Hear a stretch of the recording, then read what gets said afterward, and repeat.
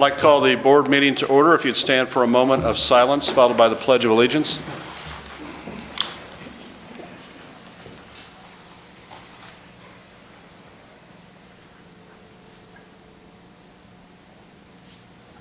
I pledge allegiance to the flag of the United States of America and to the republic which stands one nation under God, indivisible, with liberty and justice for all. Okay, welcome everyone. Welcome everyone watching at home. Encourage everyone to please maintain a safe social distance apart from everyone. If we get more people show up, we'll have to set up some chairs or even open the doors and maybe move towards that direction. So again, welcome. Madam Clerk, call the roll. Trustee Carter? Present. Trustee Mariscal? Present. Trustee Kazan? Present. Trustee Gatt? Present. Trustee Weisenberg? Present. Trustee DeVore? Present. Okay, we would be at comments from the audience. If anyone would like to address the board, please come forward to the podium, give your name and address, and try and keep your remarks to 5 minutes or less. So public comments are open.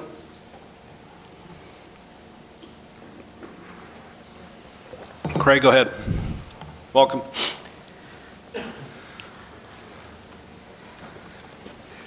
You know, in all of our considerations that you have to do, I know money weighs a big factor, but you got to realize too what this village was founded on.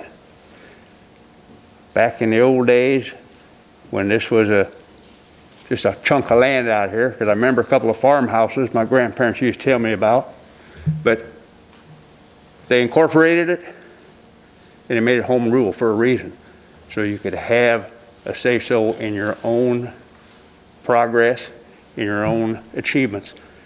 That's why everybody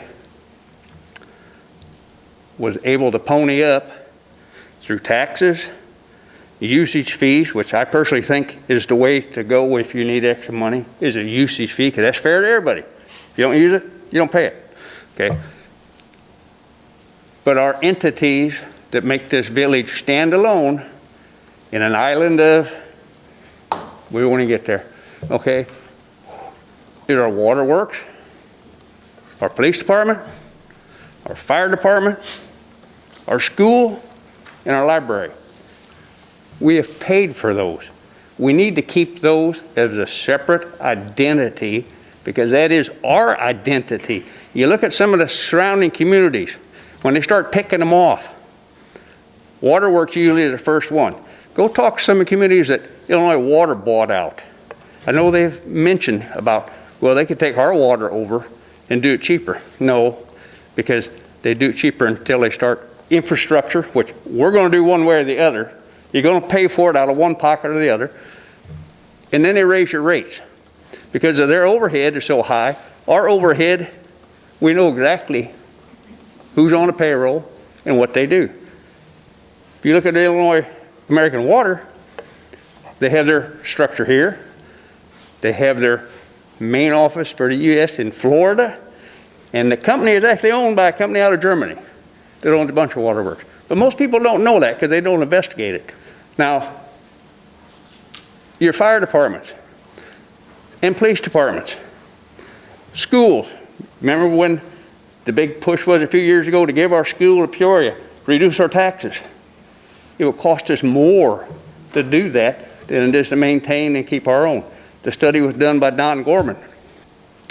Okay, the police departments, people that think police departments cost too much, have elected to disband them and use the county. Okay, think of response time from county. Do they all the time have a guy circling this village like we do? We have people all the time. What I'm getting at is you start picking off your main reasons that this village is here and is unique, you're going to have nothing else. You might as well go ahead and annex into Peoria because you're going to be just like them. And this is the start of it with the fire department. So I'd like everybody to keep in mind that my taxes, personally, I feel are quite reasonable. If, and I'm only using this as if tax rate had to go up or a special assessment, added on. I have no problem with it because I know what services I bring. I bet half of you, we could probably name a road and you couldn't find it in the Heights. These guys know where it is. They know if they can get a truck up or down it, turn around, but I'll bet there's a lot of roads you don't even know it's here. So anyway, in closing, I encourage everybody to really think before you want to give up what you already own. Thank you. Thank you, Craig. Who's next?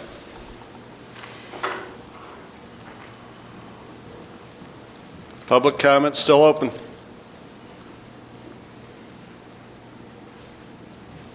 Okay, going once, going twice.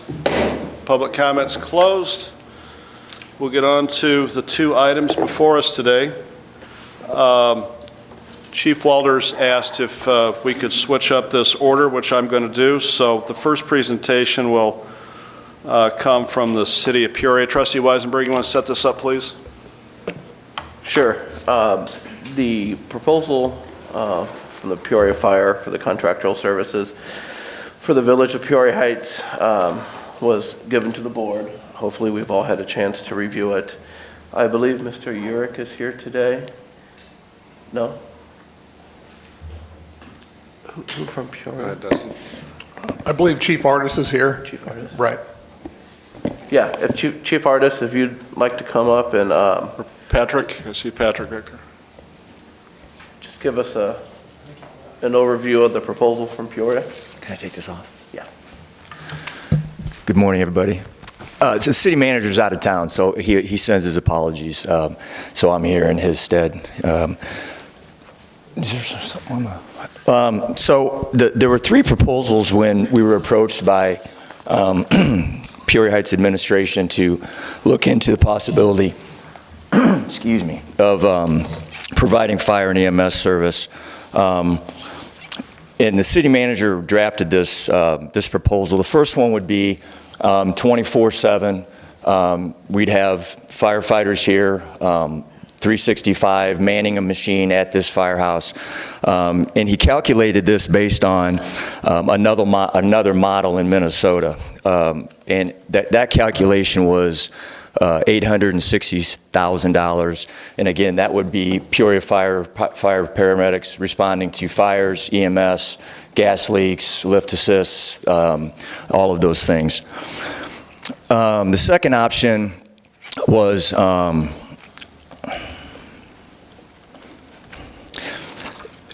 to give you guys more time to think about this, would be to man an engine here from 0700 to 1900 for 12 hours. So it'd be, again, 0700 to 19 hours for 6 months, to give the board and others a time to kind of look through this and see how things went.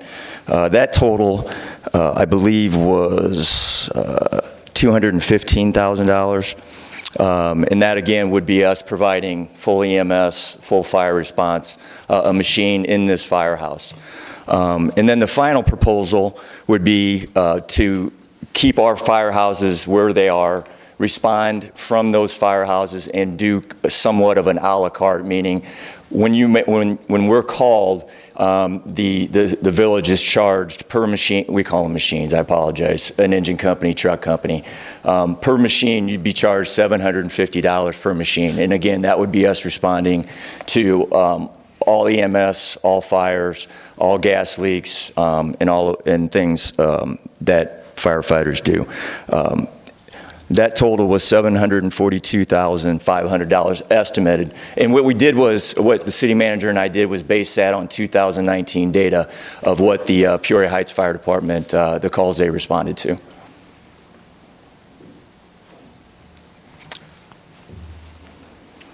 Thank you. Let's open it up for questions from the board. Any of the board have questions? Well, thank you, Chief Artis. Yes, ma'am. So with the third option that you suggested, the $742,500, would that be a pay-as-you-go? Like we would just kind of assess it halfway through the year, or What if we came in underneath that? You know, I mean, how does that work? Yeah, so what the proposal was, Trustee Kazam, was it'd be on a monthly basis. So there'd be an audit done that month to how many times the Peoria Fire Department responded to the heights, and then they would be billed on a monthly basis. Okay. And regarding the 6 months that you would help us out from 700 to 1,900, what would we do after that time? I mean, after that time in the evening? We would rely on volunteer service. And that was 215,000 for that? Is it Monday through Friday? Or No, that'd be 7 days a week. 7 days? It'd be for 180. We calculated it, ma'am, for 180 days. And there was, if I may, there was one other option that we came up with that I apologize, but it's not in this, in the pamphlet that you all received just because it came about late, would be for the Peoria Firefighter paramedics to respond to all fire calls, all gas leaks, elevator rescues, accidents, and cardiac arrests only on the EMS side. And that'd be for, and again, using our current staffing, and that would be $205,000. But that would be, again, 24/7. We'd respond to all the fire calls that you guys receive, and then as well as the cardiac arrest calls. That's for 6 months as well? No, ma'am, that's for the entire year. And again, I apologize for that not being in your pamphlet. What type of calls would you respond to? So it would be fire call, obviously structure fires, fire alarms, gas leaks, elevator rescue, which I believe there were only like 2 of those in 2019, and then cardiac arrest. Then I assume the rest would be handled by the PD. Correct. I have another question. So we foresee and hope, after everything that the country's been through, a lot of growth in our area, including a hotel and obviously more housing. From your experience, how do you see the call responses increasing? If, say we did have a hotel here and we did have more, you know, multi-use housing and that type of thing, I know it's hard to predict, but what is your experience with that?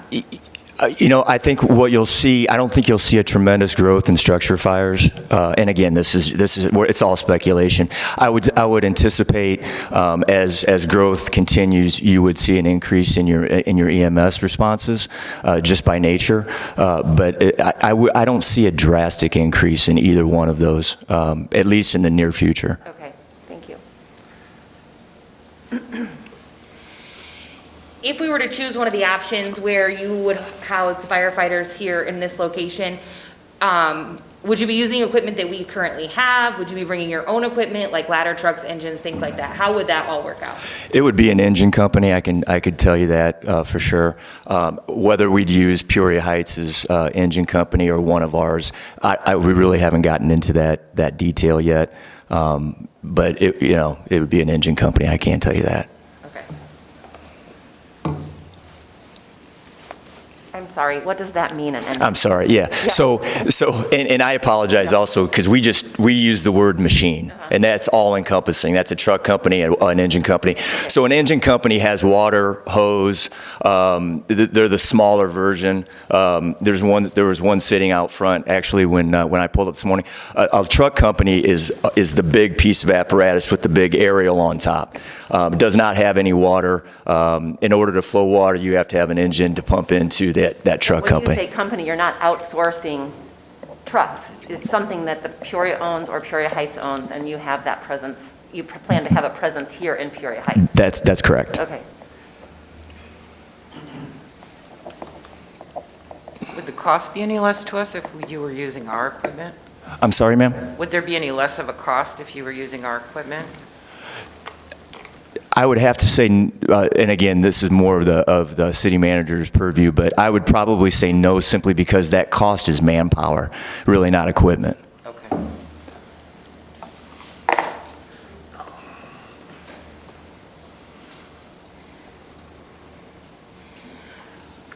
If we were to choose one of the options where the firefighters were here, how many, so we would have an engine company, that's how many employees, like how many firefighters would be here? One engine would be 3 firefighter paramedics.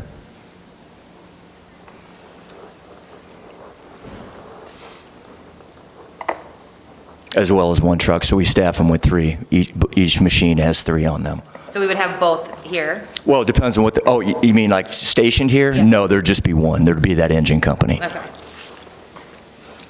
Could you explain a little bit more about the relationship between your team that is here during the day and then the volunteer firefighters that would come in the evening? Like, how does that, is there ever an issue with that? Is there communication? There'd certainly be communication. We would treat it exactly like we do at shift change in the morning at our stations. So our shifts officially start at 0700, and then they progress until the following morning at 0700. Our personnel generally get to the firehouse around 6:15, and what that does, that allows our firefighters, and I know this is a little bit of a long answer, but just to explain what the transition would be. So our firefighters get there half hour, 45 minutes prior to their shift starting. That not only allows them to put their gear, get their gear situated and squared away on the machine, but allows them to not only go through all of the equipment, make sure everything's ready, but to sit down with the crew that they're replacing and figure out, learn anything that happened the night before, the day before, any problems with the equipment. If they had to get a reserve machine, any of the equipment they transferred over. And the way we look at it is there'd be zero difference in the event that we worked from 0700 to 1900 and the Peoria Heights firefighters came in that night. We would do the exact same thing. We would say, hey, this is what took place during the day. As far as we're concerned, it'd just be a passing on of information because that's a vital part of our job. Thank you.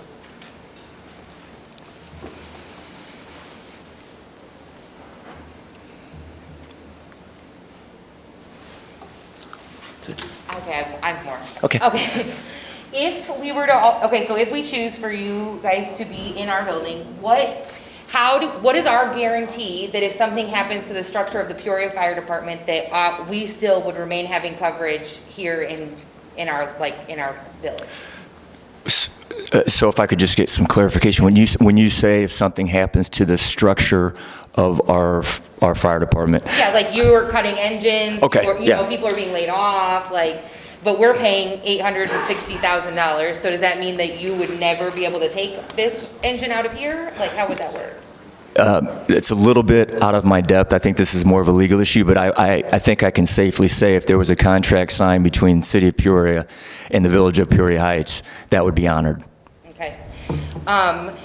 Then if we were to choose one of the options where you're not stationed here, in one of the firehouses, so you have the firehouse below the hill, is it the 12? Yes, ma'am. And then the 10s is over off of Wisconsin, right? Yes, ma'am. Very good. Okay. So if the one of those 2 houses is called out to a fire, and then we need fire response, I mean, will we be moving engines to be closer, kind of like AMT moves their trucks? Like, how are we going to be on response times if something like that were to happen? Sure, great question. So what we do, our thing is called move-ups.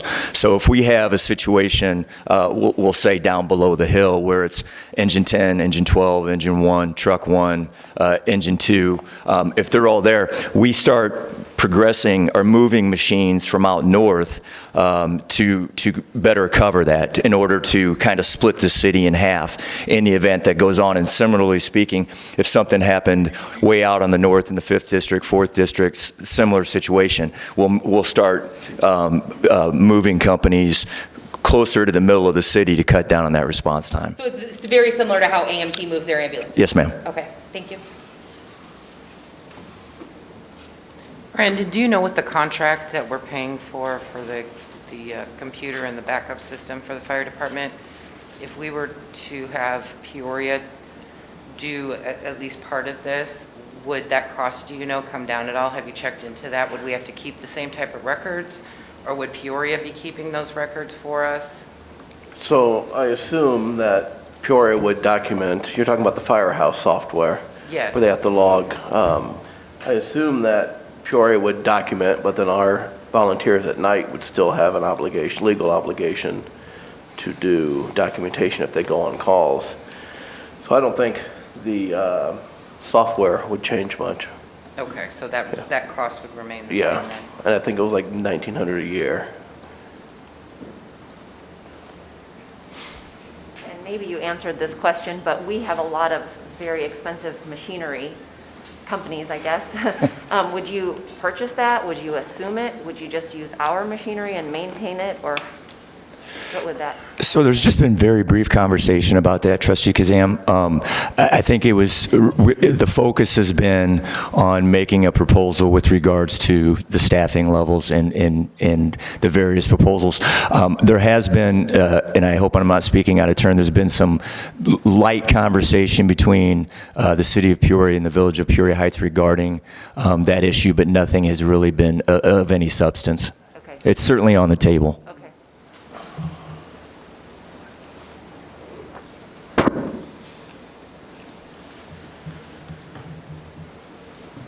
And one last question that I have is, if we went with one of these 6-month options with you, which is obviously quite a bit cheaper, and then we decided, I mean, how long can we extend that 6 months if we needed more time? Or then do we really need to make a decision if we're going to go with you for permanently, or do we still have these other options on the table? That second part, yes, the other options would be on the table. I believe, and again, I have to say, I'm not speaking for the city manager at this time because that's more in his wheelhouse.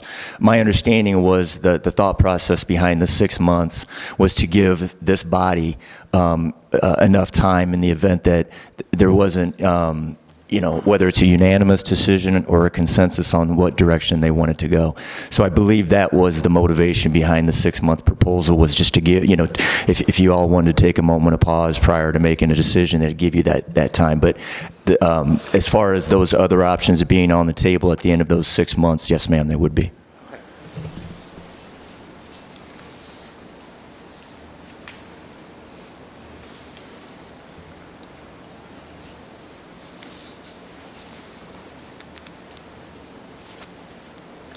Anyone else? Thank you, Chief Artis. Sure. All right, go ahead, Trustee Weisenberg. So the next item we have up is the presentation and discussion of Peoria Heights duty crew, day duty crew. Chief Walters, would you come up and please give us a brief overview of your Certainly I will. proposal? Good morning. First thing, before I do that, I have a sad announcement I need to make to the community here. And I'm going to read it so I don't misstep it. I'm very sad to report to you that Assistant Chief Don Faulkner, a revered member of the Peoria Heights Fire Department for the past 63 years, and who has been hospitalized for the last 2 weeks, has been placed on hospice care. Please keep him and his family in your thoughts and prayers. This man is revered by every man and woman who's worked with him. And it saddens me that he's at that stage in his life. So, to begin with this, if you don't mind, I hope you have all got a copy of the letter or memo, and I would like, basically for the benefit of the audience, read parts of that because it's all going to come together. It's an address to the mayor and to you. With the proposed construction of the Atrium Hotel, the Lofts on Prospect, Alfresco Park below the hill, and the multifamily dwelling projects on Scioto Avenue, there's a very strong potential for increased emergency response requests within our community that will outpace the capability of our volunteer fire department during the daytime hours. Coupled with the steady decline in volunteers that are available during the daytime, it is imperative that we act to offset this issue. I propose a creation of a paid duty crew that would be in operation Monday through Friday to cover the hours where there are fewer volunteers available.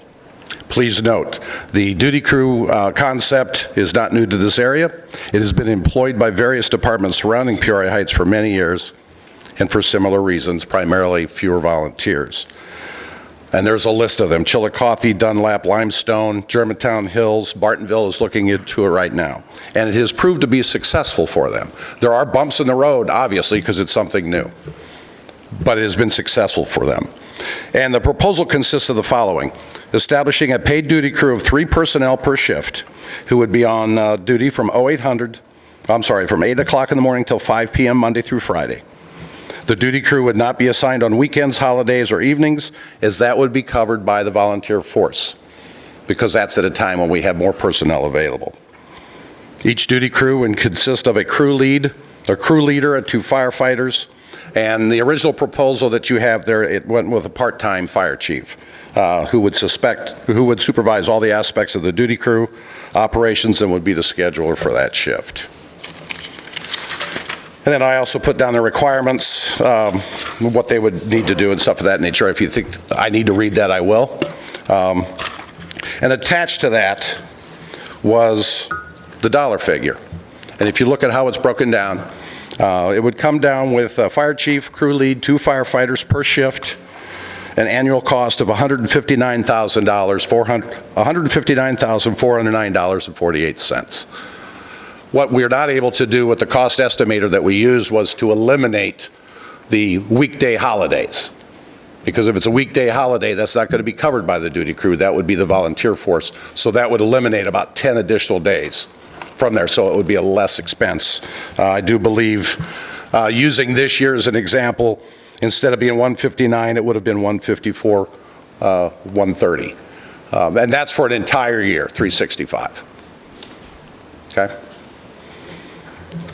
We've looked at other options, but this is the one that seems to take care of issues that I have. Issues I have, obviously, is going to be safety for the firefighters. And the 3-man crew will ensure the safety. Having a chief available as well will give 4 personnel per call, where we could have follow NFPA rules of 2 in, 2 out. That's 2 people inside a building, a structure fire, 2 outside that could be used to assist in pulling those 2 out. So, any questions at this point? Chief, I'd like to thank you for your service. And this is what after you send it out, excuse me, this is what I really am on board with. It's still Peoria Heights Fire Department. That's the big thing right there. And this is the one I'm 100% behind. I mean, volunteerism was great in the day when we had them, but Unfortunately, times have changed. Yeah. They have changed. Having the personnel available, one time with the PAPS plant, a lot of the PAPS workers were part of this department, that whenever they got a call, they were able to leave their job and come here. Most of the people on our department do not work in Peoria Heights because there wasn't a job that they were wanting to have in there, and they've worked outside, and they don't have that ability. So, and this is nothing new. This limited manpower issue is nothing new to Peoria Heights or to the Peoria Heights area. It's something that volunteer departments struggle with nationally. Every state in the union has the same issue. But the conversation, how this even became to where we're at today, was at a conversation that I had with the mayor the end of last year. I explained to him my concern, but I prefaced that with, I'm extremely happy for the village to see how pre-COVID-19, how we had plans on expansion, on making the village a better place. Foursquare behind that. But in seeing what they were doing with the construction of the hotels and the loft apartments, I also saw the possibility of a definite increase in responses, primarily during the daytime when I don't have personnel available. So looking for a viable solution to that and talking to my comrades in the county and how they handled it. This was the direction that I went with. I believe it's a solid plan. I know there's money attached, obviously, but it's a solid plan that's going to keep our fire department intact. And it's still going to be able to protect the citizens and our visitors in a good manner, a timely response manner. Sure, I got a question. Yes. In the towns that have gone with the duty crew and the paid, the duty crew and the volunteer crew, do they work well together?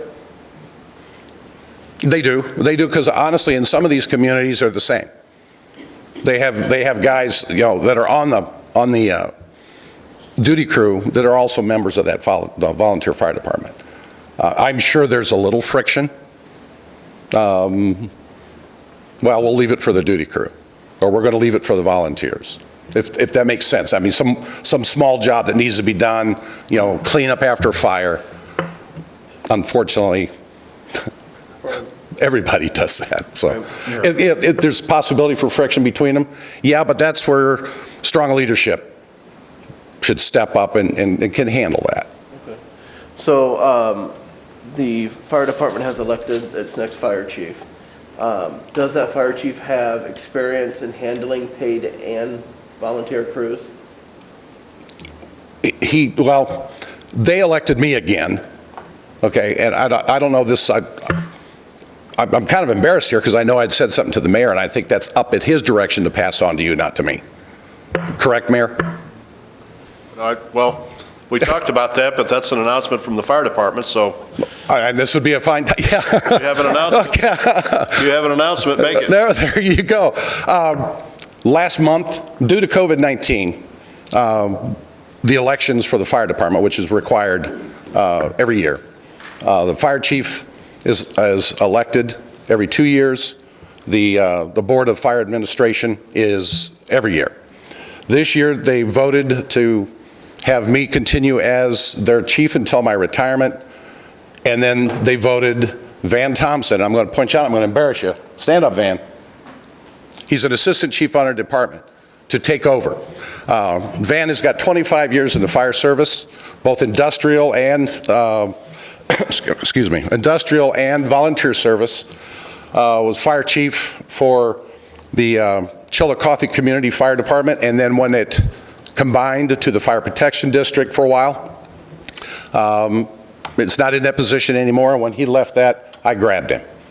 He has a lot of experience dealing with issues, fire ground issues, dealing with fire personnel issues, and one thing that's really an asset for him, which is an asset for this department if we go to a duty crew, is in his current job, and he works for G4S. He's the chief of the department at G4S, which is the fire department for, contract fire department for Caterpillar. He does a lot of scheduling, and that's the nightmare of the duty crew. The nightmare is scheduling the personnel, getting everybody lined up because it changes. People get sick, stuff of that nature, and it would be that responsibility of the chief to make sure that happens. Not something I have to deal with, something that he would deal with. But he is a gentleman who was chosen by the bylaws of the Peoria Heights Volunteer Firemen's Association to step up and take over when I retire.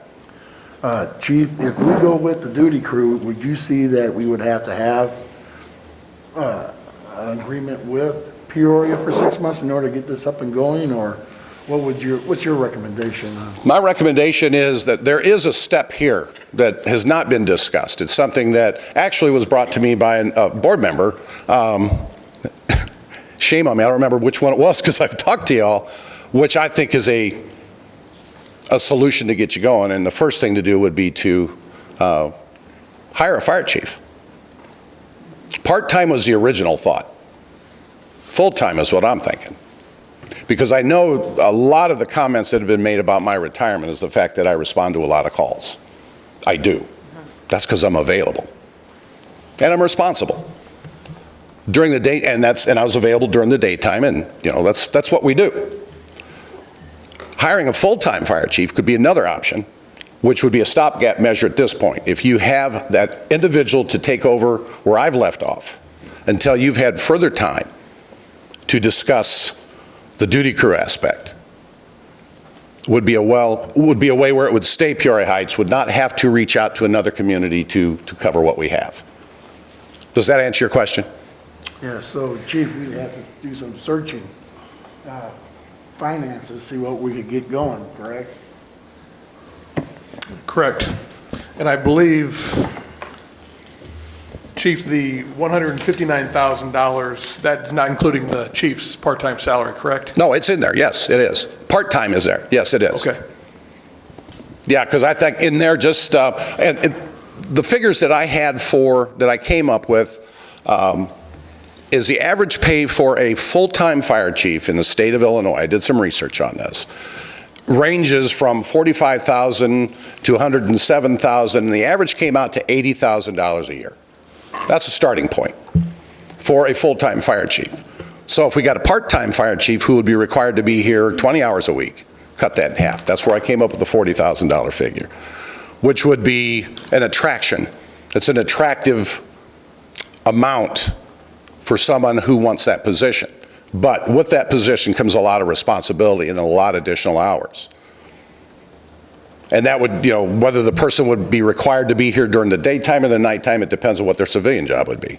Because a part-time guy obviously is working another job. So that's where that came from. Sorry, back to my original question. Does Mr. Thompson have experience with managing paid and volunteer crews? Making sure that they function well together? I don't know. I'll ask him that. I don't. The department is paid, obviously, where I work every day, and I've been on a volunteer department for actually 27 years. So, yeah, I have. So I don't think he's been in a position where he's had both at the same time, correct? No. Okay, he has not. Okay. And neither have I. Right. I was just curious on how those two would work together.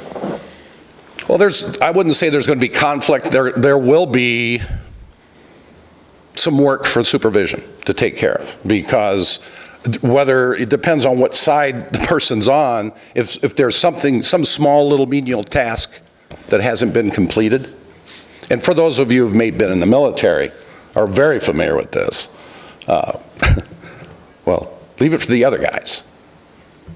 And the other guys will leave it for the other. And you have that friction anytime you have paid volunteer, where you have one group that works with another group. You're still going to have that. Again, strong leadership, rules and regulations, making them follow it will reduce that. You'll never get rid of it. You have that in regular businesses that have. Certainly. Yeah, this is nothing new. Next shift, let them clean it. Yeah, it's not strictly a fire service or a volunteer fire service issue. So if we have a full-time duty crew, then are we responsible for benefits and No. everything like that as well? No, it would be part-time. It would not be benefits or pension, so that would Right. qualify. And honestly, I took that into consideration when I drew up these figures, knowing the, for lack of other terms, Obamacare rule. If you work over 20 or 30 hours or more, you're considered full-time, and therefore you would get the full benefit package. If you work below that, you don't. And I definitely took that into consideration to make sure this, because this is something completely new to me, it's completely new to you, and basically you got to start with baby steps and see how this works. And after dissecting this and putting this is a viable plan. And honestly, at the time that this was created, after the conversation I had with the mayor, probably the second question I asked was, can we afford this? And at that time, pre-COVID-19, the answer was yes. My intention was to have this conversation with you in March, latter part of March, and then move forward before we went to budget discussions. You would have been armed with this, where we could have looked at what funds we had and probably could have been at this position by now. But as we all know, COVID-19 hit, and it put the brakes on everything. And I wasn't going to push it any further, because if we didn't have the money to initiate it or start this, but coupled with that, I had made that announcement that November 3rd I'm leaving. And that created another firestorm, if you will. A lot of concerns. And no disrespect, I think it's unfounded. I'm one of 25, just because I respond during the daytime. That's how it is. So, any other questions, please? Yeah, do you foresee any issues attracting qualified candidates without benefits? I don't, simply because other departments around here are doing this, and they actually use members from other departments. It's kind of like they share personnel. They would, they may work on this department on this day, and it's going to usually be a younger group of people who are getting into the fire service and wanting to learn from it, who are testing to get on paid departments like Peoria, East Peoria, stuff of that nature. So it's going to be fluid, continuously fluid. You won't have 14 or 15 people that are going to stay there forever. You may have a handful. And the other departments around here are facing that as well. They know this, so it's a continuous thing. But from what I understand, they're not having any problems having people signing up for this. So these other departments, pretty much, it's like anybody else trying to make ends meet or advance, they have 2 or 3 part-time jobs. Oh, yeah. What this is, so. But understanding what a volunteer does is they work a regular job and then they volunteer to do this. Well, in the volunteer life, family, job, fire department, that's how it's got to be. They got to take care of their family. They got to work. And when they're available, they come and respond. When it's a major incident, it turns it a little bit, but your day-to-day calls, priority is not at the top. They have to be when it's, heart attacks, house fires, stuff of that nature. Plus, they got families they have to take care of. Kids are sick, so on and so forth. And that's another thing. I'm able to respond because my kids are grown up. I'm retired from their wonderful organization, retired from Peoria Fire. I'm also retired from the military. So I'm available. I don't have kids. I got a grandbaby I take care of from time to time. But this is a unique situation. There aren't a lot of people like me around this community. So whatever gap that creates, we have to fill. And I think creating that gap or filling that gap viable solution would be a paid chief's position. So then we're looking at another 40,000 in salary and benefits. Well, yeah, whatever the benefit, and I don't know the number for the benefits. I have no idea for that. Chief Sutton might be able to do that, or, pardon me. Benefits for, Go ahead. Just go ahead, benefits Jeff. for what? I thought they were all, She was saying if we hired a full-time fire chief, Oh, then we full-time. would have to worry about benefits, pension. Right. And then you could look in the future. I mean, having a full-time fire chief who has the ability to respond to EMS and fire calls and so on would be not only, he'd be in charge of the volunteer fire department, okay? But he would also have duties during the day. He would be a responder. So you would definitely know that each day, Monday through Friday, you got somebody who's EMS qualified, fire qualified, that at least had that direction, and to make an informed decision, whether they're going to need assistance or not. Coupled with that, the volunteers that are available during the daytime, when they're available, would respond as well. And history will prove we've never failed you.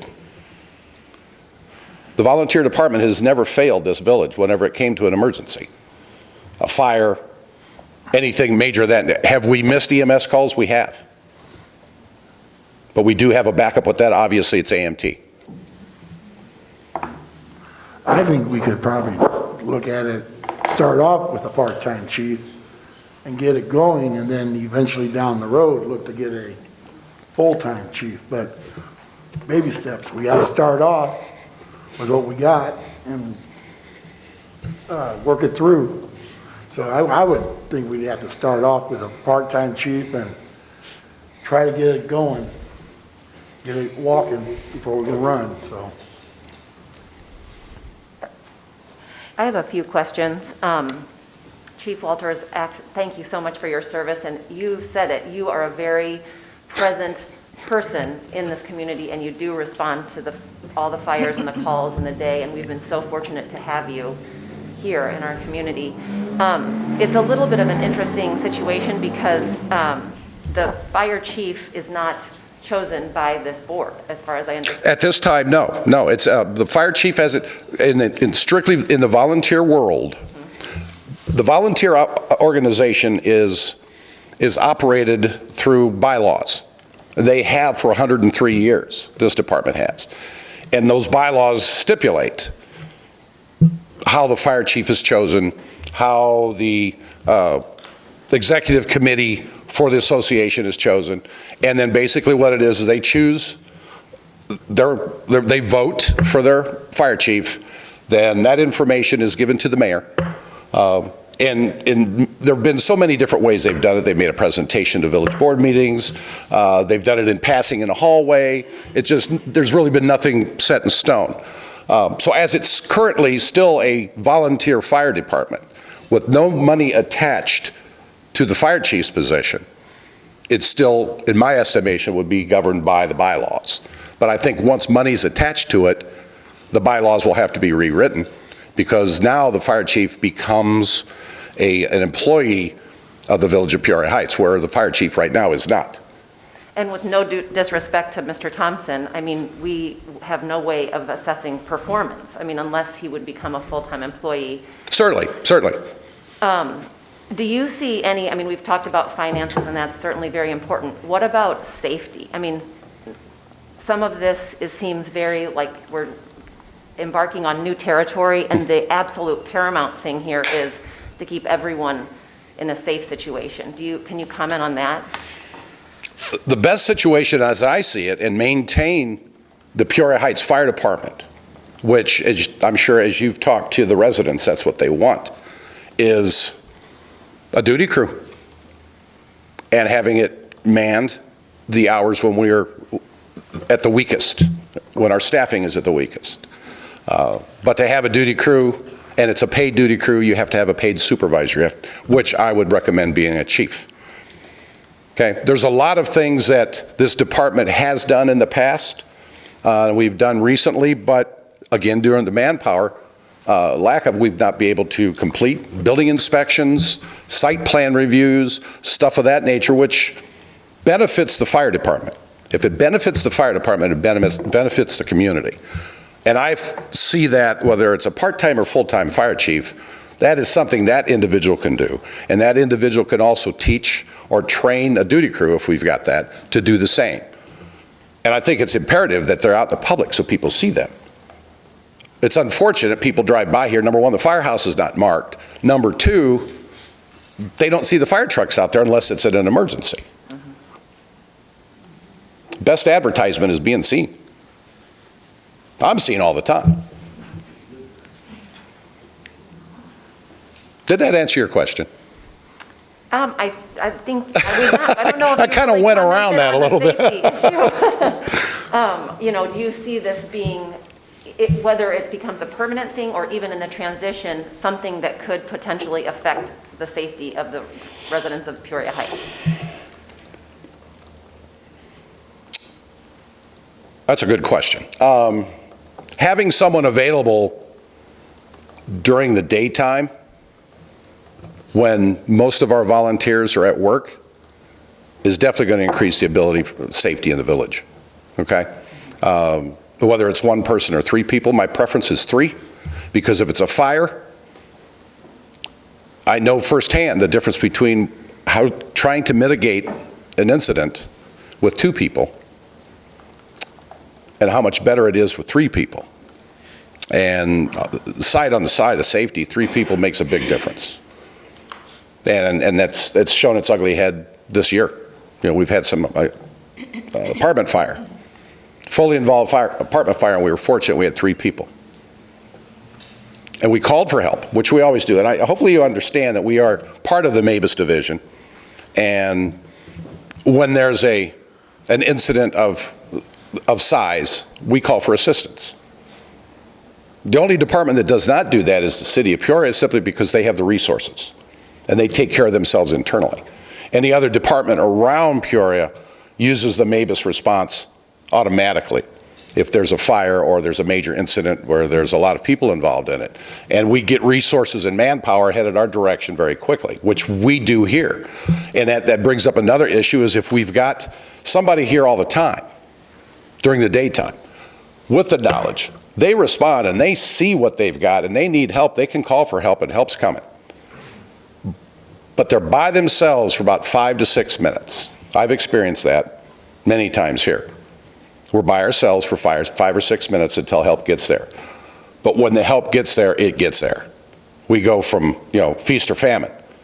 We go from 3 to 5 people to 35 people, to the point where it's almost too hard to control, but it's nice to have all those personnel. And I'm an advocate for MABUS and how it works. And we participate with other communities as well. When they need our help, we're there. So I guess to directly answer your question, yes, having somebody here during the daytime will affect the village in a positive way. So shifting gears from safety Sure. to financial, this number of 159,400 is actually not what you're recommending. You're recommending more than that because. Well, this was the original. I don't have the figures on the new one going for, and that was just a recent conversation. Okay. So we would have to add whatever goes, another 40,000 to that, plus whatever the benefits would be because it would be full-time. That, unfortunately, I don't have that information, and that's something we'd have to work out to see how it goes. Okay. I think we need to take into consideration that it will be much higher than that. I mean, if we hired 15 new people to cover the duty crew hours, that's 15 new sets of gear and uniform. We're gonna have to have a work comp policy that is greater than what we have now. If, when we're doing hiring, we require any kind of lift testing, that's gonna be payment to iWork to be able to do that. And with someone here all the time, which I think is great, there's gonna be heightened maintenance and fuel costs, I think, on top of it. So I think that while that number looks great, we need to kind of think about how much it will actually be, because I think it will be a little higher, whether we go with a part-time chief or a full-time chief. Just my thoughts on it. Chief, regarding the MABUS, I just had one question. Was Peoria is that your first contact if you need mutual aid? Are they first on the? They're the first arrival. They're one of the first ones to respond, yes. They're on what we call our box. When we have an incident and we ask for assistance through MABUS, there's certain wordage that we use. And Peoria, West Peoria, Chillicothe, Dunlap, a couple others are on that originally. But because of the close proximity of the city is here, they respond initially, yes. They are usually the first assistance we get on the scene. Thank you. On your, on this proposal, you have a crew lead. So what would the qualifications be for someone who would fit that description? They would need to be state certified, which is through the Office of the State Fire Marshal in what we call the advanced technician firefighter level, which is for the beginnings of a company officer position. They would need to be either an EMT, first responder, or an EMT. Okay. Plus, they would have to go through our individual training for driving and stuff of that nature. But having that certification as advanced tech firefighter means they've gone through the original training, which is basic operations. Then they went and got their advanced technician, which is set up for company officer level. And then plus they've got the EMS response level. So would this be like above or below like the firefighter 2? It's the next step above. It's firefighter 3, Okay. the old firefighter 3. Okay. Okay? And then why would we not require them to be BLS certified? Well, right now, we're just first responder. And that's based on our department. Our department, we are a first responder level because of the limited EMTs we had. Everybody on our department is at least first responder. Right. We could do BLS if we push for the EMTB. But what I'm looking at is opening up options for candidates. Finding out each individual as they come through. If they fit this bill, then during the interview process, we're going to find out what their expertise is in it. And if the guy's been on a very active department and has made some good sound decisions here and there, yet he's a first responder, I would be okay with that. Does that make sense to you? Yeah, I mean, I understand that. I just think that, if we need to be worried about public safety, that's really why we're having this conversation. Mm-hmm. And if we're going to be paying them an increased rate, I just want to make sure that they can handle things to the fullest extent. No, and they would be the crew lead. The person who's the crew lead would be in charge of the firehouse that during that shift. Anything that goes on, he's the shell answer man for that. Plus, he would have his chief to get guidance from, but he would be the problem solver at that point. But if the chief is a part-time chief, the chief wouldn't always be there with them. But he'd be ready by phone. That would be a requirement. In an emergency, can you always be? No, you can't. That's not really reasonable. Okay. As far as these pay rates per hour go, do you feel like these are desirable for trained firefighters to want to have a job here? For a part-time job, yes. For a full-time job, no. Okay, as a part-time gig, for lack of other terms, $15 to $16 an hour will attract them for a 9-hour shift. Experienced firefighters? Yes. Okay. What, if they were full-time, what would that number have to be? That I have no idea. I really don't know. It depends on your community. Okay, Tony, what's the starting pay for a Peoria firefighter? 54? $28 an hour. 28 bucks an hour? Okay. I take that back, that's a top out sheet. That's, so I'm 24, 25. I figured it out, it seems to work out to be around $20 an hour when I was looking at it. So, I mean, I get that, but then those are benefits, their benefits may be something different, you know? I know that we would probably have a younger group of firefighters, but I also think I know you for would. public safety, we need to have experienced firefighters too, you know, maybe a little bit more experience. So would you tailor this to increase, like, their pay would increase based on their level, like firefighter 3 or officer or whatever, to make this so we could have more experienced firefighters? Well, it's something to look at. I mean, keep in mind, this is the first step. Okay, this is the first step, and we can expand on it. I mean, that is something that can be entertained, but it's not something that I thought about, because you got to start somewhere. We've never done this before, and after the research I have done myself and the staff of the Peoria Heights Fire Department, this is what kind of came to the top that would, number one, it would draw interested individuals from our area who'd be willing to do that for 9 hours a day, with already trained, ready to go. And 15 to 16 bucks an hour for a 9-hour shift is attractive. Okay. For how many days? Is that every day or just No, well, once or twice a week? It would be, well, the way this works is the duty crew works Monday through Friday, never the same, well, I wouldn't say never the same crew. They cannot work over 29 hours a week, Okay. which basically breaks down to 3 shifts. They could do 3 days each week to keep them from being a full-time employee. So, I mean, does that answer your question? Yes. Okay. Yes, thank you. I have more questions, sorry. Well, please, feel free. In our current fire budget, does that include the maintenance on the fire buildings? I don't know who answers that. Yes, that includes, all the maintenance on those buildings comes out of our current budget. Okay. How many calls, do you know off the top of your head, maybe like how many calls that we receive that we're unable to respond to? I have no idea.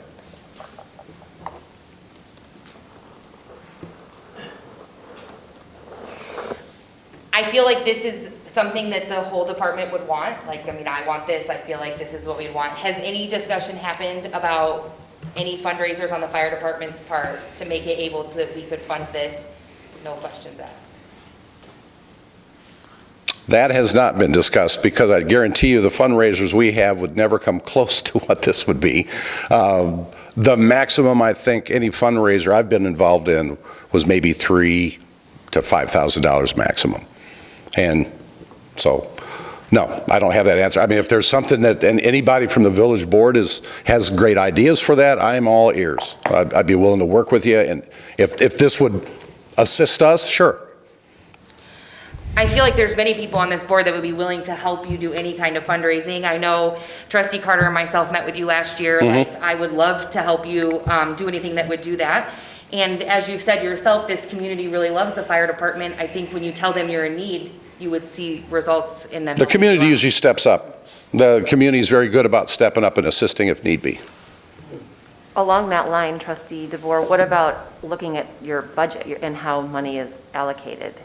Are there places in your current budget where money could be diverted to what you're talking about now? I'd have to look at that. I'm sure, I mean, every budget has a way to tweak. I would have to look at what we've got, because I know in the budget we put in items that we anticipate that needs to be purchased. And 9 times out of 10, they don't need to be purchased. We have to be prepared for that. Right. Now, if we take that away and divert that, it would lighten the burden, so to speak. And that would take some time to sit down with Stephanie and the chief and kind of go over there, see if we could reduce that. But a lot of it depends on if we move this.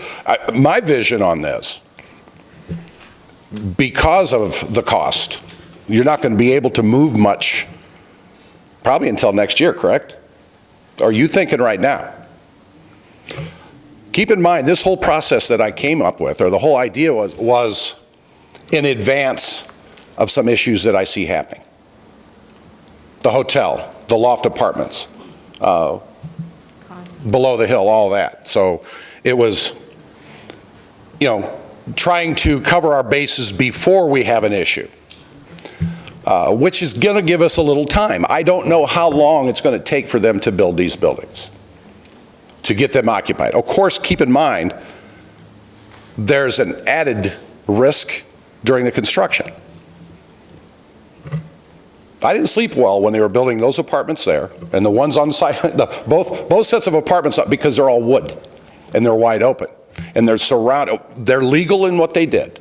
I have no objection to what they did, but as a fire chief, went by those buildings continuously and looked what was around it, looked what these buildings were built out of, and knew that if they caught fire at an early stage, we were going to have a conflagration on our hands because we're not going to stop it. Until the building is sealed, that's when I got the breath of fresh air. Same thing will be for the hotel. Same thing will be for the lofts, so on and so forth. So there's issues there, okay? That is my concern. That's why I brought this forth, and it's very unfortunate that we had that 4-month lag, because I don't think we'd be where we're at today if we'd had that time, but this is what we're dealt with. This is the hand we're dealt with. This is how we got to move forward, so.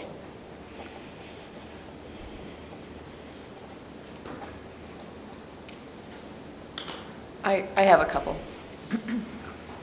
I'm not sure where the answer is going to come from, but how many years do we have left on the equipment? Do you know that, Stephanie? On how many years before it's paid off? Oh, before it's paid off. Because right now we owe about $400,000, I think, still on equipment, right? There's two different loans. There's one, I believe, on the ladder truck that was gotten from the state. That one has over 10 years left still on that. And then the other loan for the newer fire engine, I believe, still has 5 years, but I would have to look that up. And that number is just short of 500,000, the debt service. About four, Yeah. oh, okay, about Yeah. 500. So the equipment's about 500,000? Correct. Oh, okay. All right, so in my mind, that's what I have in my mind. No matter what we do with this fire department, as a board, we're going to have that debt unless somebody pays us $500,000. I can't believe that someone's going to come in and pay $500,000 on equipment that's used.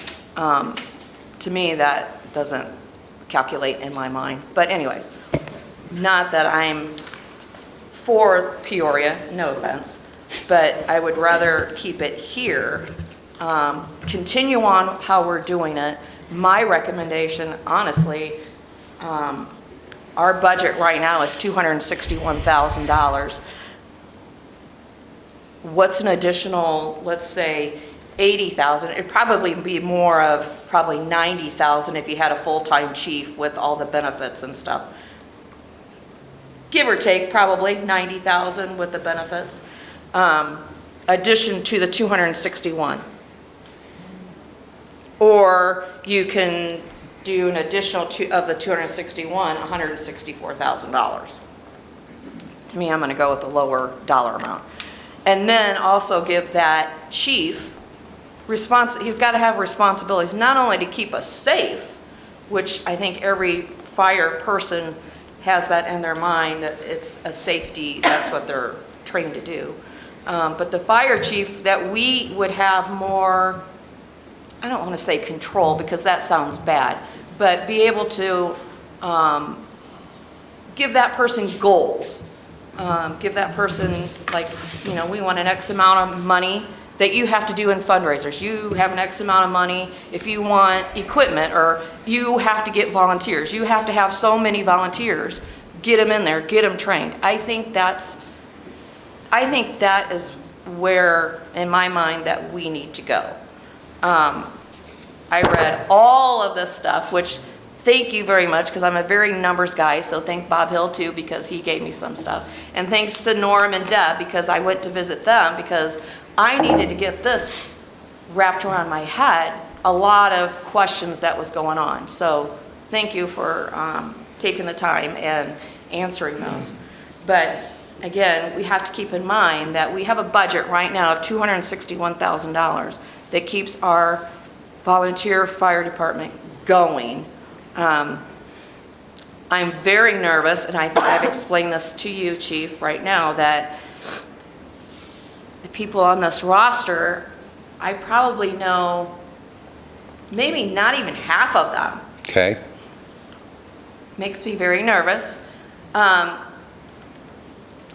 Because some of them, they live in Trustee- the Heights, but, you know, I don't know. I think I would really want somebody that lives here in the Heights, that knows the Heights, that would be the chief. No offense to Tom, I don't know anything about you, so no offense there. But I think if we're gonna hire a full-time chief, if that is the route that we go, that we really need to dissect exactly what that person knows about the Heights. Well, the intention is you hire the fire chief, he needs to live in the Heights. Yes. Because there is a response requirement that fire chief's going to have, even when he's not on duty. Okay, if he works 80 hours a week, or 40 hours a week, that's a salaried position. He is the fire chief. He still needs to respond to emergencies. And that person, you're not going to have somebody do that when they live in another community. They have to live in this community. They have to, in my opinion, they have to have buy-in. If they're living here, they're going to have a buy-in. If they're going to take care of the firefighters here, they need to have buy-in, and doing that, they need to live here. And I won't ever change on that thought process. That's been my thought process since I've been here. But I share that with you. The only thing I could say is just a little comment about, you said you don't know those people. I know, Cheryl, you said you trusted me. I trust these kids, and I hope you would trust my judgment that if they're good enough to be on our department, you should trust them. Because you're not, unless you're out there every day, you're not going to meet them. Because it's not like we're there every day. I'd like to know who Street is. Is he here? He's right there. Okay, so I don't know if you guys looked at this, but kudos to you, because you do not live in the Heights, but you've gone on, in the last 6 months, 248 calls. That's more than the chief. I live 2 blocks away from the territory of Peoria Heights. Oh, so that's why you're I there. live in the city of Peoria, but I live 2 blocks away. Okay, that's He nice. fits within, we have a 2.5-mile radius from either one of our firehouses as a response criteria. If you live outside that, unless it's an extreme situation, we won't consider you as a member because of response. What good is it having somebody who doesn't show up in time to go out on the apparatus or respond with the second apparatus? If a guy's 10, 15 minutes away, it'll do us no good. So that has been something we have practiced ever since I've been involved with this department. So technically, I mean, if you look at the numbers. They all live within that 2.5 to 3. Yeah, but I'm looking at the numbers of the calls. You go on the majority of the calls, he goes on, he must be there, right there with you. A lot of times he and I respond together. Yeah. We also have to look at the dynamics of each individual. What's their family like? Yeah. Where are they working? Do they work 2 jobs? Do they work 1 job? Or do they have kids? Are they taking care of their parents? All this stuff is something we deal with on a daily basis, and we understand it. And I'm happy when I get a reasonable number. I can't anticipate and expect everybody to respond at every call. It's just not realistic. Okay, my other question is, when you sent me the years of service, which, thank you, this is interesting to me. These are not here in the Heights. Yes, the 32 years for me, I've been associated with the Peoria Heights Fire Department in many different positions for 32 years. No, I was talking just about Peoria Heights. How long have they been volunteer Yeah, that's true. for Peoria Heights? Look at Don Faulkner, 63 years. I can't look at that. I'm looking at the, That's based on the information we have on the first day they started. so there's been this Tampkin that's been on here 12 years. that person does not go on calls at all, because Mike Tamkin is more of an admin. He has disabilities, if you will, that prevents him from being a firefighter inside or outside, but he has talents that we use outside that. Administrative positions, computer work, you know, he's very good at what he does, and he's a member of this department. He has the ability to drive our apparatus. He's been checked out, so when he's here, if we don't have another driver, he can drive.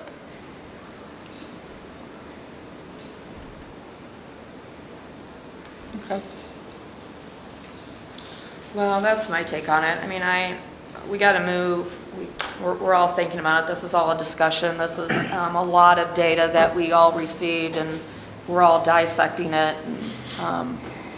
But what's your take on just doing a fire chief and giving him goals, hire a full-time fire chief, giving him goals, versus this duty crew that actually, how many on this duty crew, like how many people are we actually talking that we need on that? Not 3, we need more than that. You're looking at a total roster of around 15 people.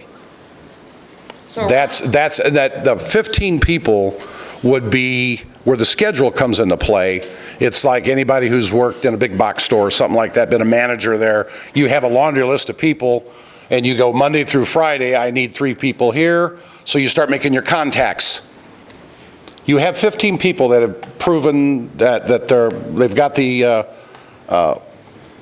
training and they're available, so you make the scheduler calls them, gets it set up, and each day he has the crew of 3 that he needs. Okay, so a number of 15 people, that is the 159,000 that you talked about, roughly. I'm not going to go by that number, but roughly, right?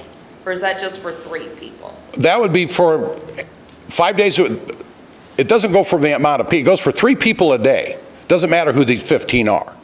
Oh. Does that make sense to you? Okay, so Okay. just for like 15 Yeah. people. Okay, I wasn't getting that, all right. I mean, Trustee Carter, this would be, what Chief Walters is presenting, this would be consistent with when we transitioned from a volunteer ambulance department to our own, if you remember right. This is kind of the same game plan. Certifications are different, but same format that we went to back when we dissolved or went from volunteer to the ambulance department, eventually was dissolved, obviously, because of cost, if you remember right. Okay, yeah, I wasn't clear on the 159,000, if it did include 15 people, or if it included just the 3, and then we would have to multiply. Well, those numbers wouldn't change because it's the same amount per person that's working each day, regardless, okay? I mean, if the crew lead's getting paid $16 an hour, the 2 firefighters are getting paid $15 an hour, regardless who they are. That position is getting paid.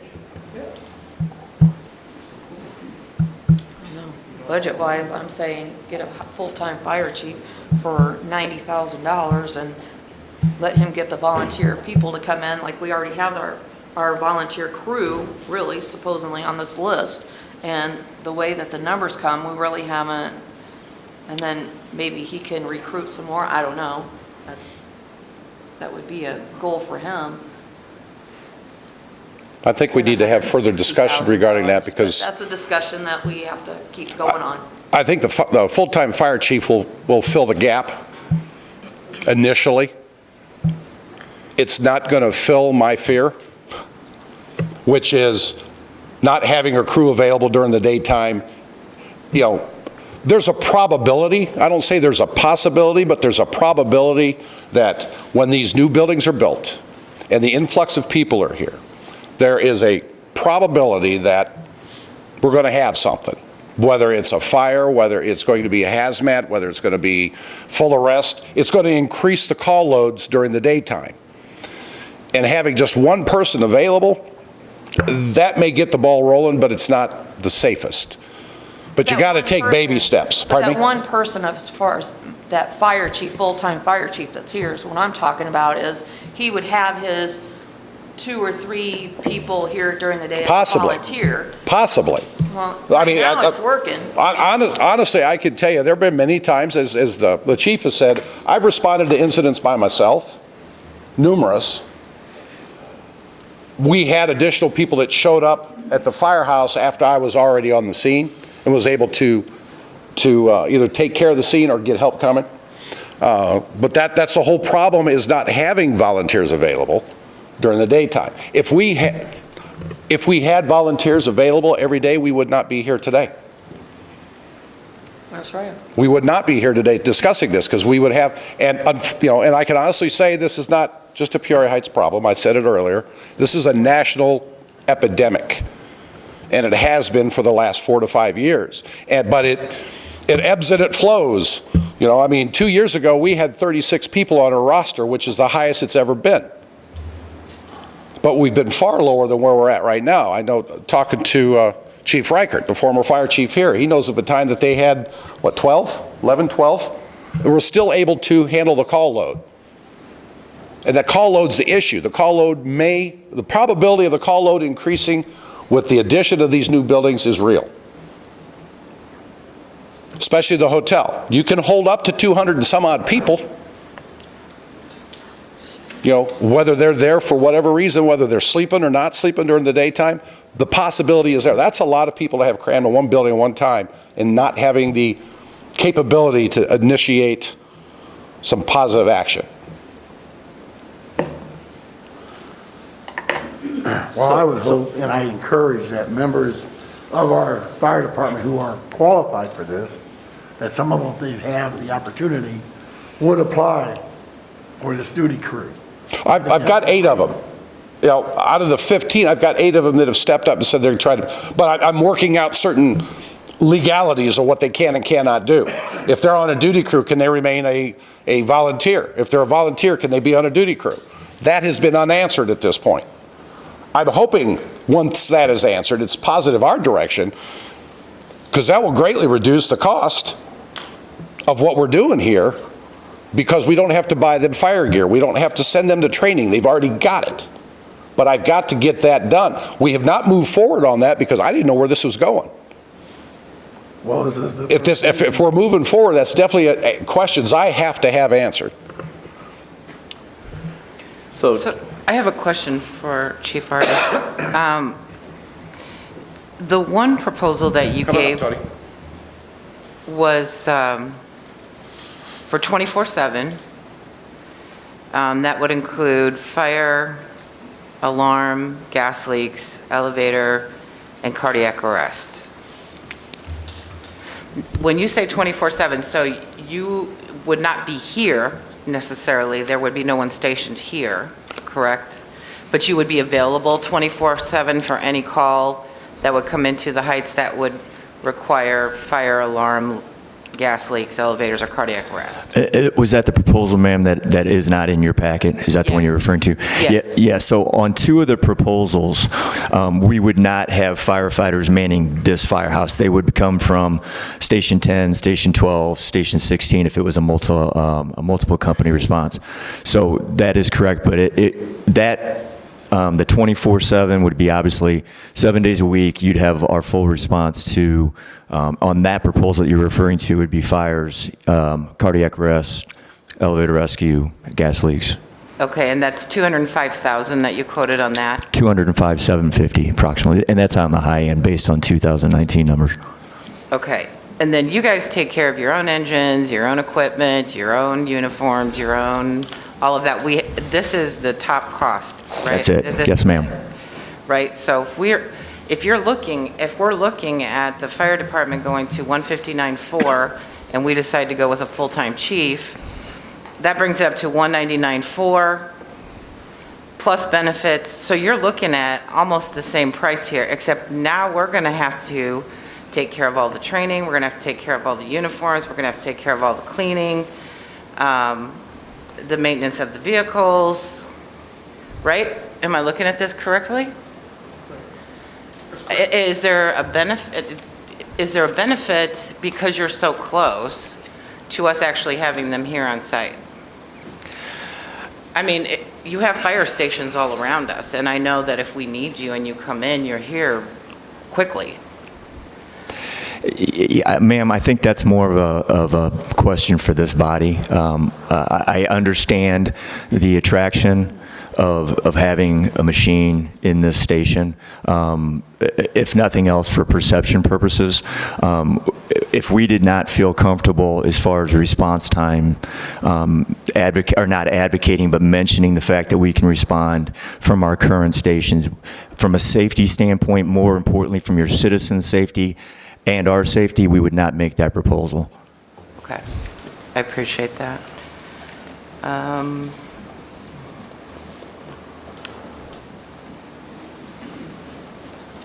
I guess that would be the only question I have. I just wanted to verify the cost on that as compared to what we're looking at as well for what we're kind of looking at doing too. So Thank you. thank you.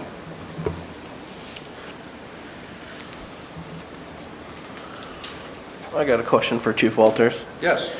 I think the main issue we have today is daytime response. Going with a paid full-time chief won't necessarily solve that issue. In your opinion, is the safest option the daytime duty crew with the part-time chief?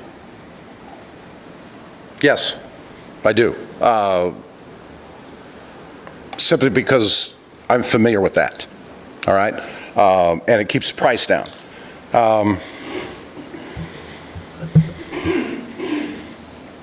Having the duty crew, but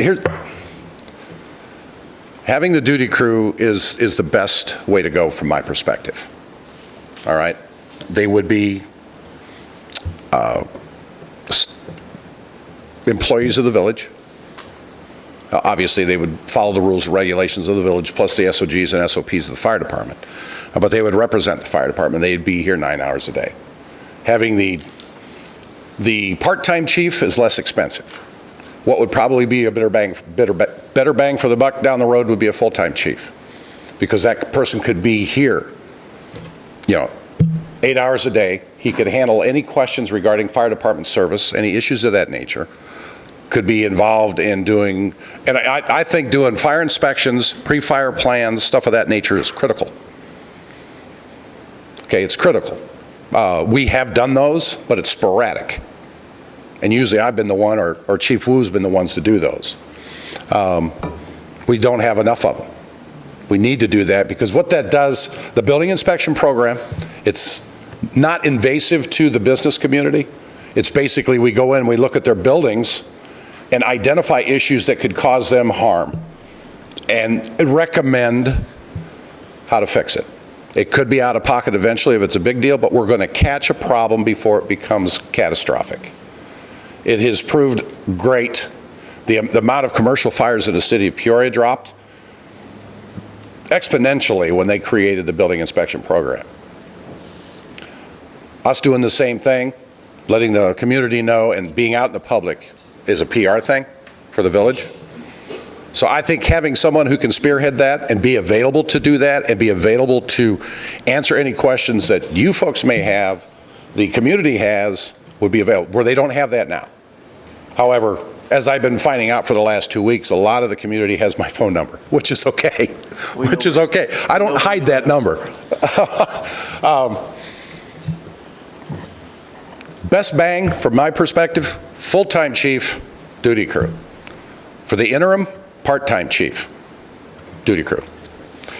If that is not feasible, then the least that needs to be done is a full-time chief. That way you've got somebody who's available, who can respond, who can make the same decisions that I have made for the 8 years I've been here during the daytime when we're down on manpower. I mean, that's my recommendation. The end recommendation, the best thing for this village would be full-time chief, duty crew. In the interim, get yourself a full-time chief who can handle all the issues that you've got. It's less expensive. You can at least have the coverage during the daytime, at least have somebody who's trained to make informed decisions at the critical time when it needs to be done. and would utilize what volunteers are available. Again, keep in mind, the volunteer way, you know, it goes up and down. There may be a change. There may be an influx. If that's the case, great, they will utilize that. I think, you know, what you're saying is that we really need to go with, we trust what you're saying, but we need the numbers in order to make that decision. Sure. So I don't know if you're going to be working on that in the next week, so we can have that. Well, that's something I'll probably need to discuss with the mayor and Chief Sutton, and with Steph to find out what those numbers would be, because honestly, I don't know. I mean, what it would cost for a full-time chief. I don't have those numbers, but I could probably get those. And that information then could be forwarded to you guys so you can operate that way. And it would be, you know, identified, when would this initiate, when would this start? You know, if it's an annual budget thing, then keep in mind, we're almost, you know, we're over halfway through this year, so whatever budget number you came up with would be half of that anyway. So. We have to look for, you know, the year. But then you look at the next year, yeah, yep. But we're starting the dialogue, which is a big step. And wouldn't you agree, we need to kind of decide which direction we want to go? I think so, yeah, but I mean, can you make that determination with the figures that you have before you? I mean, I think we have like a place where we want to go, right? Like, I think everyone probably has an idea on the decision they want to make, but we do have missing holes. But I thought that this meeting was going to kind of answer some of those questions, so we could start moving forward, because time is of the essence. And yes.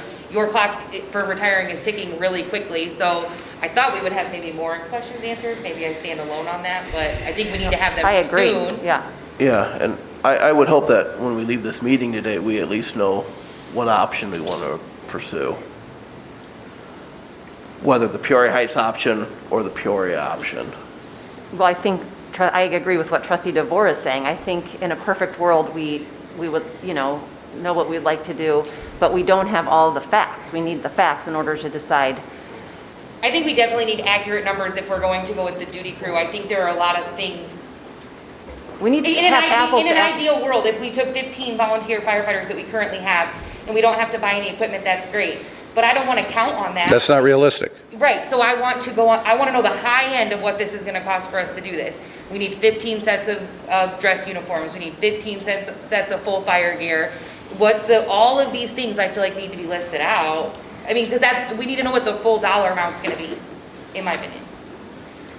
And those are easy numbers to get. As Chief Walter said, I'll work with him, and we can get that information for the board, but I think we're getting very close, if nothing else, moving towards what we want to eliminate, what we still want to keep in play. I think that's the next step. But as Trustee Weisenberg stated, it's public safety concern, so we do need to move on it. I don't think we need to let this simmer, but I think we can get the information needed this week and move forward by next meeting. At least, start to bottleneck our decisions and what we want to eliminate and what we want to keep. So if there's anything the board, I think I have the gist of what your requests are today, but if you want to email me exactly what other numbers you would like, I can work with Stephanie, Chief Walters, and we can get those to you. I'm in full agreement with that. You need to be armed with the proper numbers before you can make a sound decision. I understand that entirely. And you say you have like 8 candidates that would be willing to become. I've got 8 of my firefighters that have to work out details on them being volunteer and professional. If that's possible, and that's one thing I got to find out through some what the parameters are behind that. That's the Fair Labor Standard Act. FLSA identifies what they can and cannot do, but there's gray areas in that I have to follow. Because when I read FLSA, pretty much it said if they're working for a community and they're paid for a community, if they volunteer for that community, they have to be paid the same hourly wage, which we can't afford. So I know there's other ways of looking at it, and I'm not going to shortchange these guys by any means. I just want to make sure that what we do is proper. And honestly, that kind of threw me for a loop when I read it.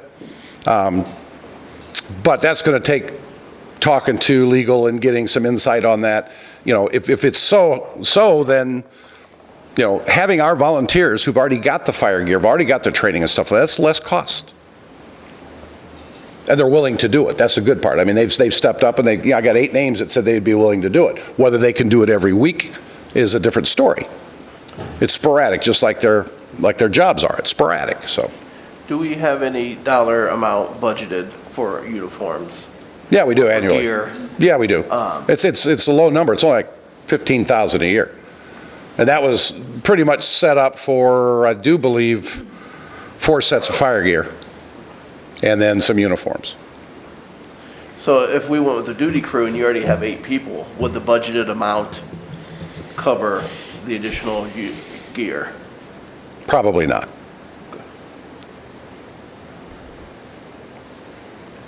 I'm sure I can get those figures for you before that. I'll make sure that Dustin's got that to make sure you guys get that information from what I can find through my sources.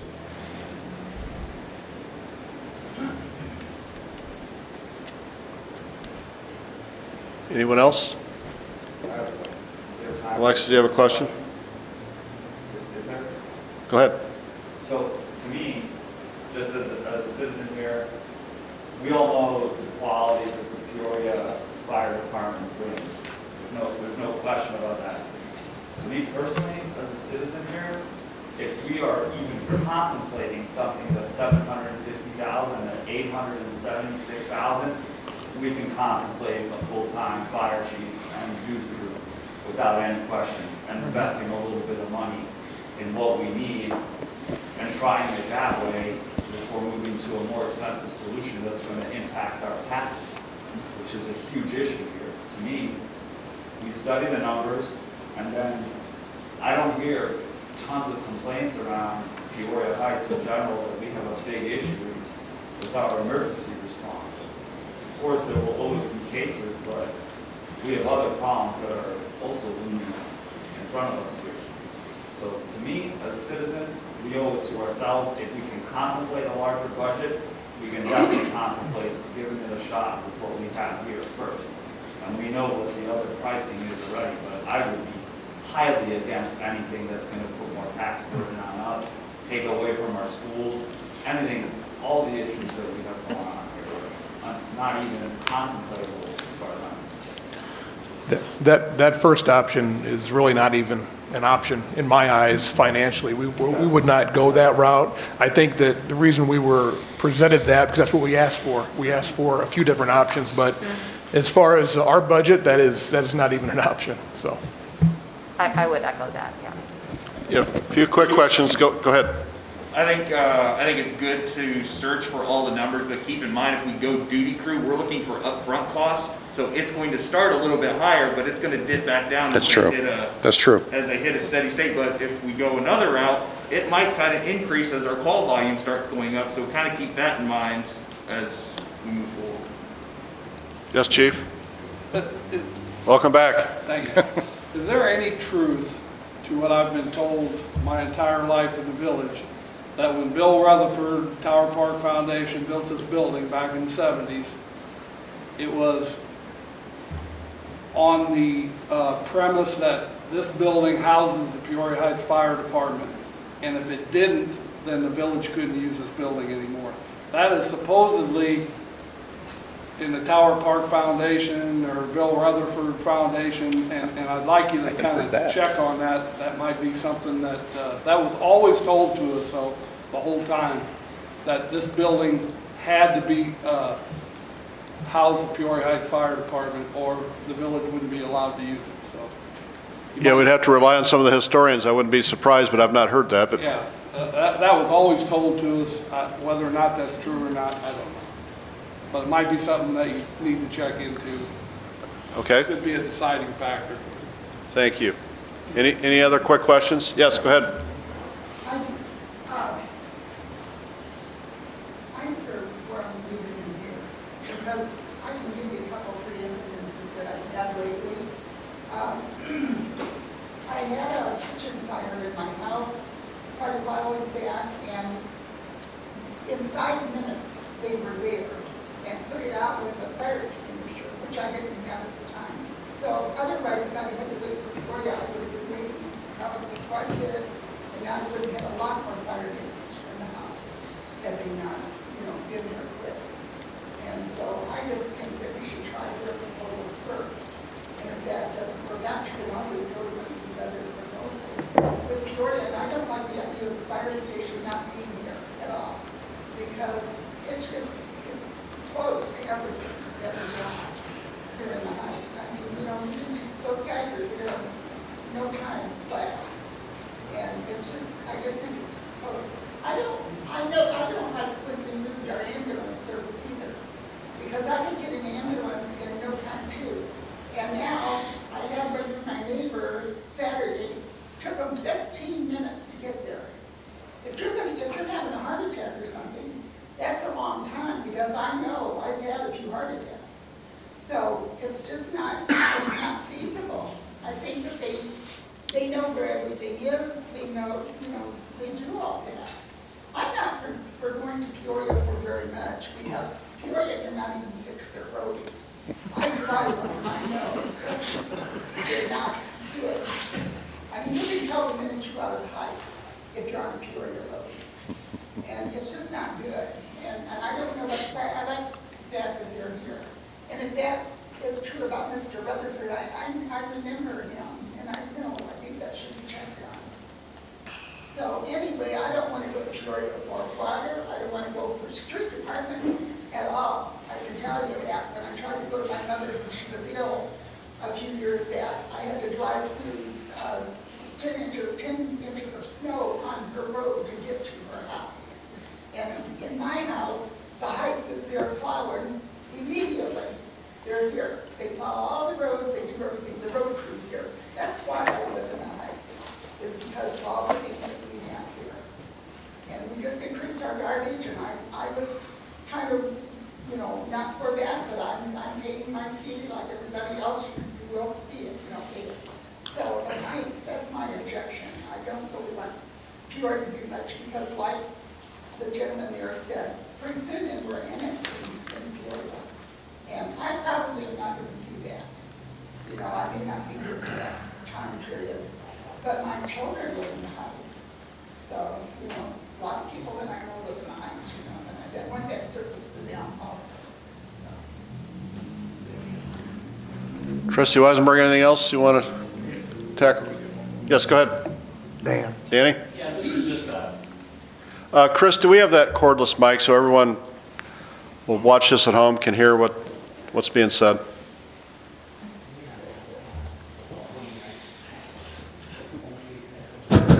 Yeah, I just have my own curiosity question for the man from Peoria. With all Peoria's financial issues that they have right now and have had, just for my own curiosity, what makes this so attractive? This option of you guys coming out and helping us out. What's attracting Peoria to that? I mean, there has to be a reason why. You're not going to do it out of the goodness of your heart. I mean, what makes this such an attractive option for you guys? So the question was, what makes this attractive to Peoria? Sir, we did not pursue this. We were asked to provide options. So make no mistake about that. This wasn't something that we said, hey, we want to go into Peoria Heights or we want to go somewhere else. We were approached, said, Chief Walters is retiring, they're looking at a few different options. Can you provide several different options, full-time, 12 hours a day? So that's what we did. You know what else? Why not employ people in Heights? You know, if we have jobs for them, let's employ Peoria Heights residents, not Peoria residents, to come into the Heights. I mean, unless they live here. But I would rather see our employment stay here.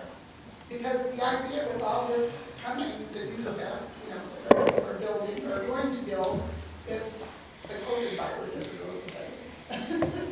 So it's really important to me, because I don't get up early,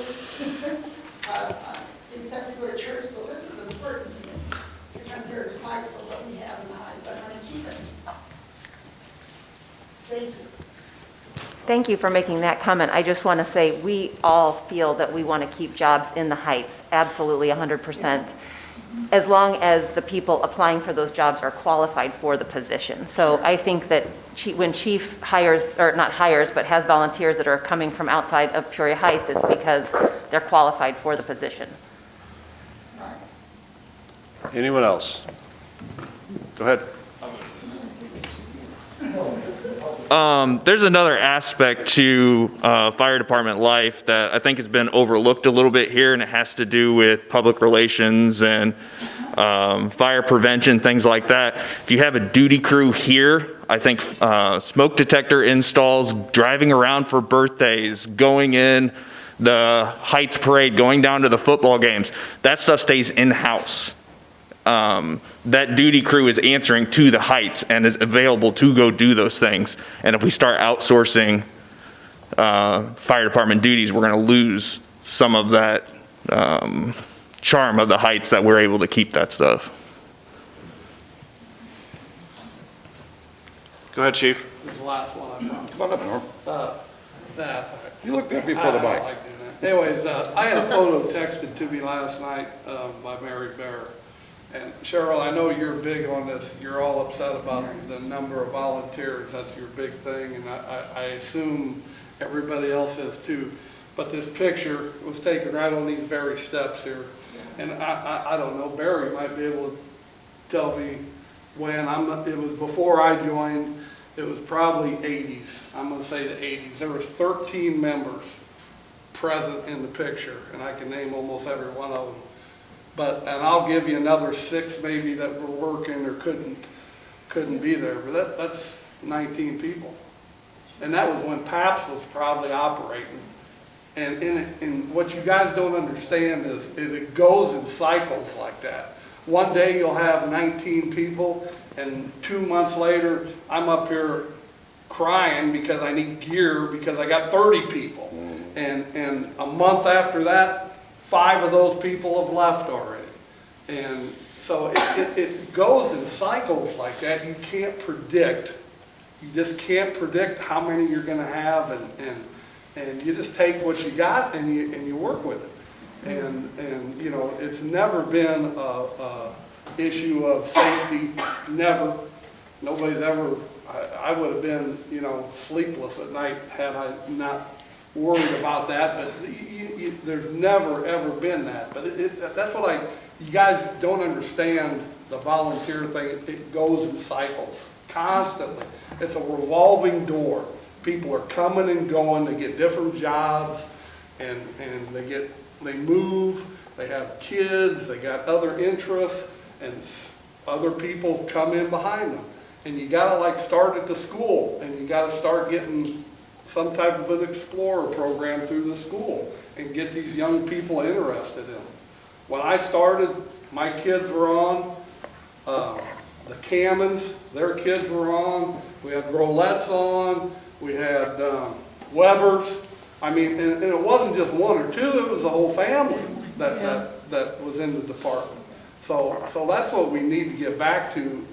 And some of the people that are here, like Mr. Weisenberg, why aren't you a member? I mean, I'm just saying, there's all kinds of people around that should be members of the fire department because it's a good thing and it's for the community. So we should all band together and do that. Okay, I want to thank everyone for a very thoughtful conversation. Anyone else? Go ahead. Oh, Mike. Mike?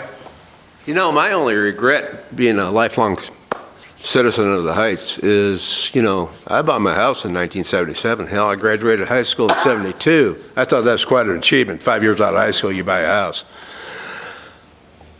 I never thought about volunteering for the fire department. This fire department got me when I turned 40.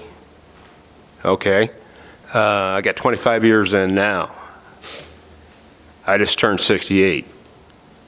All right, I've been asked, why didn't you think about contemplating taking the job? Because, you know, I watched 4 chiefs seamlessly go from one to the other, because, you know, that's the way we did things.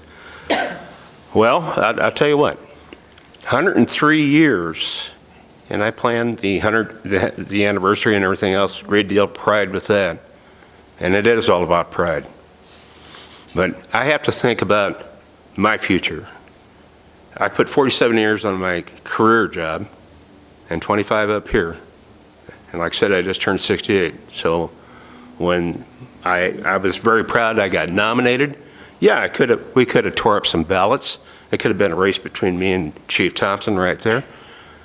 But I tell you what, I stepped back for one reason: the future of this fire department. The future of this fire department. He's an excellent candidate. That's the future. He's younger than I am. Like I said, I'm willing to serve as long as I can. I don't know how long that's going to be. Thank you.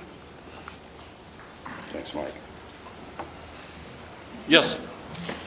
Yes, I just have one question, particularly, just want to make you guys aware of, if Peoria were going to be here on call and they are looking at $750 per machine or per crew that goes to a call. If we have a fire here in the Heights, we average maybe about, 3 or 4 different trucks that shows up to help us out when we don't have enough personnel. I don't think that Peoria would call or drop a Mavis box because they never have before. And you got to think about, if they didn't need additional personnel, your cost from going from like $750, it can go all the way up to $2,800 per that one incident. And remember, those are just cost estimates, nothing set in stone. I just want you to think about that. Okay, anyone else? Yes, Mr. Becker? Yes, sir, I have just one quick question, and that is, if there was some type of merger contemplated between the Peoria Fire Department and the Peoria Heights Fire Department, who would have control? The Peoria Heights Village Board or the Peoria City Council? A lot of that would be outlined in the contract, Mr. Becker. I'm not sure what aspect you're referring to as far as personnel. Obviously, they have their own policies in place, but a lot of that would be outlined in the contract with Peoria Heights and Peoria. Well, example, right now, Peoria City Council is contemplating mandatory layoffs based on age and retirement situations. Okay? That would affect manpower. That would affect our fire protection if there was some type of a merger. Would they, the Peoria City Council, have control? I think Chief Art has stated that, I think that question was asked, that they would still have to fulfill their contract with the Village of Peoria Heights, no matter what financial issue they're going through or what they're dealing with, they would have to honor that contract. So I have no say in their finances, nor will they have any say in ours, so. So the contract would take precedence over whatever the Yes. Peoria City Council Correct. came up with. Correct. And I would think if they're doing work here in Peoria Heights, Village of Peoria Heights has say so, not the Peoria City Council. This is our village. What goes on here, we have responsibility, and we have say in what goes on here. So just for some clarity, we're not talking about merging with Peoria.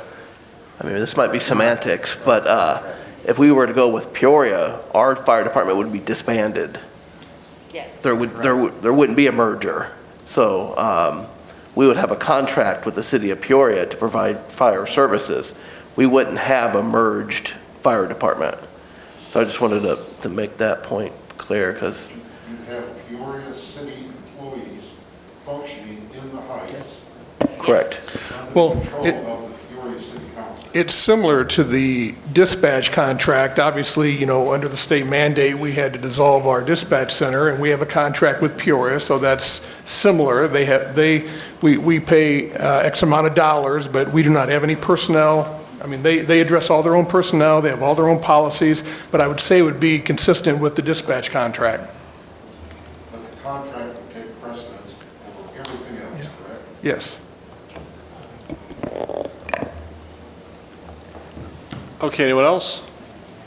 Again, thank you all very much. Trustee Gett, I move to adjourn. is there a second?